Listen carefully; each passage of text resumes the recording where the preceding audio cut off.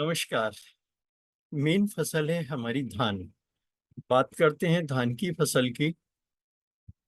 इसमें कई तरह के कीड़े धान की फसल को खराब करने के लिए पहले से ही तैयार बैठे रहते हैं खेत के अंदर, यानी कि जमीन के अंदर। कैसे इन कीड़ों से किसान अपनी फसल की रक्षा करे, इसकी ये बड़ी सोचनीय विषय है।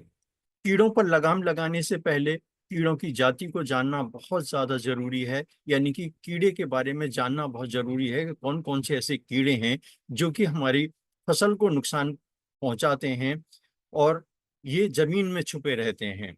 आइए जानते हैं इन डेंजरस एनिमीज, जो फसल के दुश्मन हैं, इनको जानते हैं।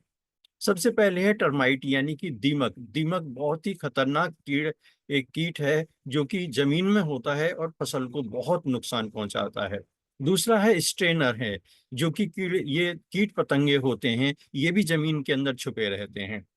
और सफेद कीड़े, ये भी आपने देखा होगा, जिसे व्हाइट क्रब बोलते हैं, ये भी बड़ी डेंजरस है हमारी फसल के लिए। स्टेम बोरर, जो कि तने के अंदर सुराख कर देता है, या तना छेदक भी इसको बोलते हैं, ये भी बड़ा डेंजरस है। ये कीड़े धान की फसल को अंदर से काटते हैं और फसल खराब हो जाती है और चावल के दाने अंदर से खोखले हो जाते हैं।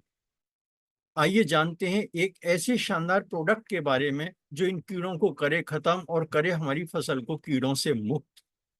इंडिया ग्रो का भूअस्त्र। जी हाँ, बहुत ही लाजवाब प्रोडक्ट है, जो कि जब हम खेत तैयार करते हैं किसी भी फसल के लिए, बीज बोने से पहले इसका उपयोग अगर हम कर लें तो उसके बाद में जमीन के रहने वाले जितने भी कीड़े हैं वो स्वतः ही समाप्त हो जाएंगे और हमारी फसल बिल्कुल सुरक्षित रहेगी। भूअस्त्र हर प्रकार के कीड़े को खत्म करता है। ये जैसे ही हम कोई भी बीज बोते हैं और बीज जैसे ही अंकुरित होता है, उसकी जड़ें निकलनी स्टार्ट हो जाती हैं। और जैसे ही पानी के संपर्क में भूवस्त्र आता है तो ये क्या होता है कि ये जाके भूवस्त्र उसकी जड़ों से जाके चिपक जाता है।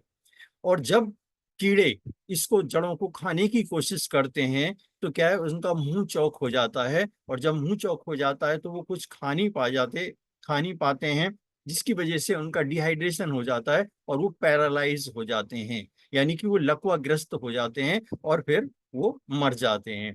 कीड़ों को गतिहीन भी कर देता है। जब उनका मुंह चौक हो जाएगा, पैरालाइज हो जाएगा, तो स्वतः ही गतिहीन हो जाते हैं वो। भूवस्त्र के प्रयोग के बाद फसल की डेवलपमेंट बहुत अच्छे से होती है, यानी कि जो फसल होती है उसकी क्वालिटी बहुत अच्छी बढ़ जाती है और फसल में भी बढ़ोतरी होती है। भूवस्त्र एक ऑर्गेनिक प्रोडक्ट है। अगर इसकी कंपोजिशन की बात करें तो इसमें जो इंग्रेडिएंट्स हैं वो है, क्लोव ऑयल है 10%, कैस्टर ऑयल है 7%, वेजिटेबल ऑयल है 83%, यानी 83% वनस्पति ऑयल है इसके अंदर। भूवस्त्र हमारी फसलों के लिए बिल्कुल भी जहरीला नहीं है। ये सिर्फ दुश्मन कीट का नुकसान करता है। जो हमारे मित्र कीट हैं उनको कोई भी नुकसान नहीं पहुंचाता उनको, बल्कि और ये सहारा देता है कि ज्यादा से ज्यादा वो खेत के अंदर उत्पन्न हो और हमारी खेत को और ज्यादा और जमीन को उर्वरक बना के ज्यादा से ज्यादा अच्छी फसल को बनाने में सहायक होते हैं। जमीन को उपजाऊ बनाता है, बीज को जमीन के कीड़ों से बचाता है, जड़ों को हेल्दी और मजबूत बनाता है, जमीन में नमी बनाए रखने में बहुत मदद करता है, यानी कि जल्दी से खेत सूखता नहीं है, जिसकी वजह से पानी की भी खपत थोड़ी कम हो जाती है। केंचुओं के लिए नुकसानदायक बिल्कुल नहीं है, जैसा कि अभी मैंने आपको बताया है। भूवस्त्र एवरी टाइप के इंसेक्ट्स को, यानी कि हर तरीके के कीड़ों को, मिट्टी के अंदर सोए हुए कीड़ों को भी खत्म करता है। फसल के लिए एक वरदान है। भूमि के हानिकारक कीड़ों का खात्मा करता है। इतना लाजवाब है ये। मिट्टी से कीड़ों को खत्म करना तो लीजिए, भूअस्त्र बहुत ही लाजवाब एक ऐसा प्रोडक्ट है जो कि जिससे खेती के अंदर दिन दूनी रात चौगनी बढ़ोतरी होती है और किसान के लिए बड़ा कमाल की चीज है ये। भूअस्त्र का छिड़काव 2 केजी और 3 केजी प्रति एकड़ के हिसाब से, जैसी जमीन की अगर थोड़ी जमीन कमजोर है तो उसके अंदर आप क्वांटिटी बढ़ा के 3 केजी कर सकते हैं, 4 केजी कर सकते हैं, नहीं तो 2 केजी पर एकड़ के हिसाब से ये सफिशियंट रहता है, यानी कि पूरा हो जाता है अच्छी तरीके से। पौधों को लगाने के शुरुआती 15 से 20 दिनों के अंदर हमें भूवस्त्र का प्रयोग करना चाहिए। बहुत ही लाजवाब है, जैसा कि अभी बताया, और जमीन के लिए तो ये वरदान है।